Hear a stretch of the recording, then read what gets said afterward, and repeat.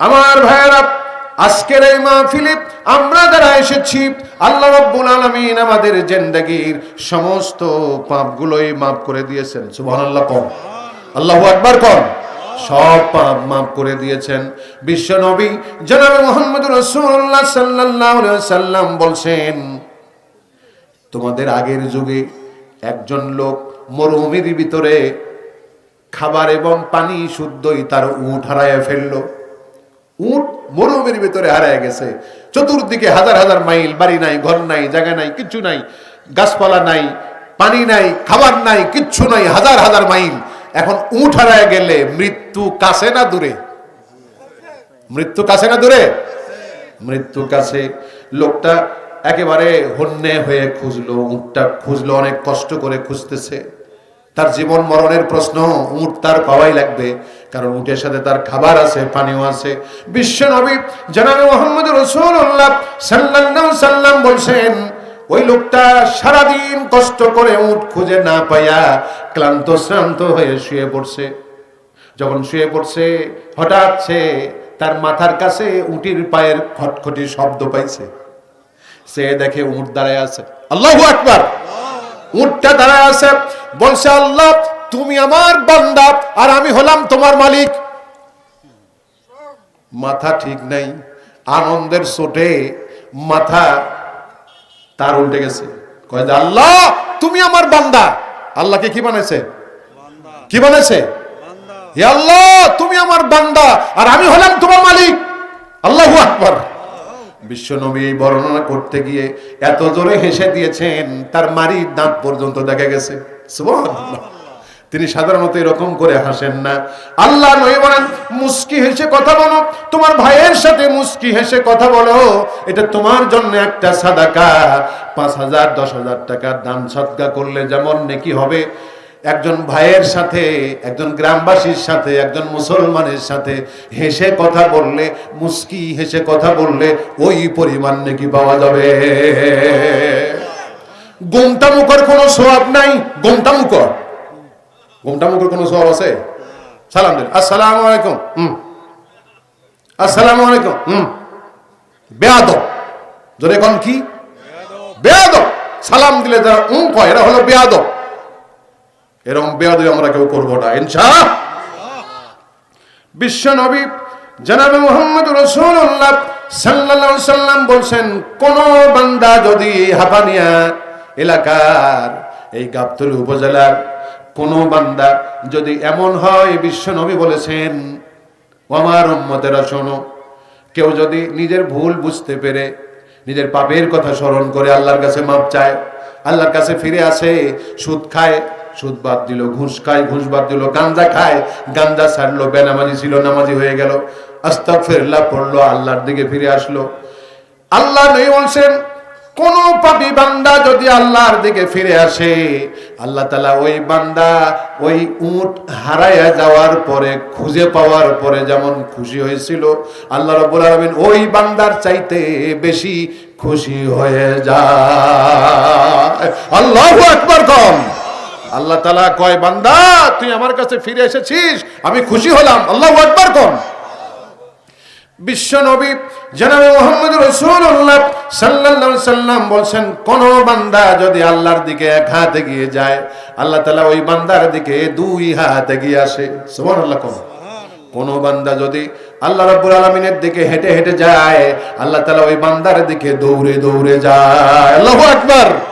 বিশ্ব নবী বলেন, কেউ যদি নির্জনে 2 চোখের পানি ফেলে কান্দে, আল্লাহ তাআলা আমারে মাফ করে দাও, আল্লাহর ভয়ে কান্দে, আল্লাহ রাসূল বলেছেন ওই ব্যক্তির জন্য জাহান্নামের আগুন হারাম হয়ে গেছে। সুবহানাল্লাহ। সুবহানাল্লাহর আস্তে কম। কোন বান্দা যদি নির্জনে একা একা 2 চোখের পানি ফেলে আল্লাহর ভয়ে কান্দে, আল্লাহ রাসূল বলেছেন তার জন্য জাহান্নামের আগুন হারাম হয়ে গেছে। আল্লাহু আকবার। সুবহানাল্লাহ। আল্লাহর নবী জনাবে মুহাম্মদ রাসূলুল্লাহ সাল্লাল্লাহু আলাইহি ওয়াসাল্লাম বলছেন, উট দহন করে, দুধ দহন করে ওই দুধ কি বাটের মধ্যে আবার দেওয়া যায়? দেওয়া যায়? দেওয়া যায় না। উট দহন করে, একটু সাউন্ড হোক, একটু কষ্ট করেন, তাতে আমার জন্য একটু ভালো হচ্ছে। উট দহন করে, দুধ দহন করে, ওই দুধ আবার মাটির মধ্যে কি দেওয়া যায়? দিতে পারবেন নাকি? দিতে পারবেন? পারবেন না, দিতে পারবেন না। আল্লাহ রসুল বলেন, দহন করা দুধ মাটির মধ্যে ফিরে দেওয়া যেমন অসম্ভব, আল্লাহর ভয়ে যারা কান্দে তাদেরকে জাহান্নামে দেওয়াও অসম্ভব। তার মানে তারা জান্নাতি, তার মানে তারা কি? জান্নাতি। এই জন্য নির্জনে একা একা আল্লাহর ভয়ে কাঁদবো, দুই চোখের পানি ছেড়ে দিয়ে কাঁদবো। যদি আল্লাহর কাছে কাঁদতে পারি, তওবা করতে পারি, আল্লাহ তাআলা জিন্দেগির পাপ মাফ করে দিবেন। সুবহানাল্লাহ। কোন আল্লাহ তাআলা বলেন, ইল্লা মান তাবা ওয়া আমানা ওয়া আমিলা আমালান সলিহান ফাউলাইকা ইউবাদদিলুল্লাহু সাইয়্যাতিহিম হাসানাত ওয়া কানাল্লাহু গফুরুর রহিমা। আল্লাহ রাব্বুল আলামিন বলেন, ও বান্দা, ও আমার গাবতলী উপজেলার বান্দারা শোনো, ও হাপানিয়ার আমার বান্দারা শোনো, যারা আল্লাহর কাছে তওবা করবে, আল্লাহর কাছে তওবা করবে, ঈমান আনবে, আমলে সলে করবে, ভালো ভালো আমলগুলো করবে, তিনটা কাজ। এক নম্বর তওবা করবে, এক নম্বর তওবা করবে, দুই নম্বর ঈমান আনবে, দুই নম্বর ঈমান আনবে, তিন নম্বর আমলে সলে করবে, ভালো ভালো কাজ করবে, তিন নম্বর কি? ভালো ভালো কাজ করবে। আল্লাহ রাব্বুল আলামিন বলেন, বান্দারে, ওই বান্দার জীবনের যত পাপ আছে সব পাপগুলোকে আমি আল্লাহ নেকি বানাইয়া দেব। ছিল পাপ বানাইয়া দেবে, ছিল পাপ বানাইয়া দেবে নেকি, ছিল পাপ বানাইয়া দেবে নেকি। আল্লাহু আকবার। কোন এই জন্যে আমরা ফিরে আসব, তওবা করব, আল্লাহর কাছে মাপ চাইব। তওবা মানে ফিরে আসা। তওবা মানে কি? তওবা মানে ফিরে আসা। তওবা মানে আল্লাহর দিকে ফিরে আসা। তওবা মানে সুদ ছেড়ে দেওয়া। তওবা মানে ঘুষ ছেড়ে দেওয়া। তওবা মানে নেশাদ্রব্য ছেড়ে দেওয়া। তওবা মানে নামাজ ছাড়ছিলাম, এখন থেকে আর ছাড়বো না, এর নাম হলো তওবা। এখন কুয়ার মধ্যে বিড়াল পড়ছে, তো বিড়াল পড়ছে, মৌলানা সাহেব বলছে 40 বালতি পানি তুলে ফেলে দাও। 40 বালতি পানি তুলে ফেলে দিয়েছে, কিন্তু কুয়ার পানি কালো দূর হয় নাই, গন্ধ দূর হয় নাই। মৌলানা সাহেব বলছে, তুমি কি বিড়ালটা ফেলে তুলে দিয়েছো না খালি 40 বালতি পানি তুলছো? কয় যে হুজুর 40 বালতি পানি তুলে ফেলে দিয়েছে, আপনার কথায় বিড়াল তো তুলিনি। মৌলানা সাহেব কয় 40 বালতি কেন? 40,000 বালতি যদি তুমি তুলে ফেলে দাও, কুয়ার পানি কালো দূর হবে না, দুর্গন্ধ দূর হবে না।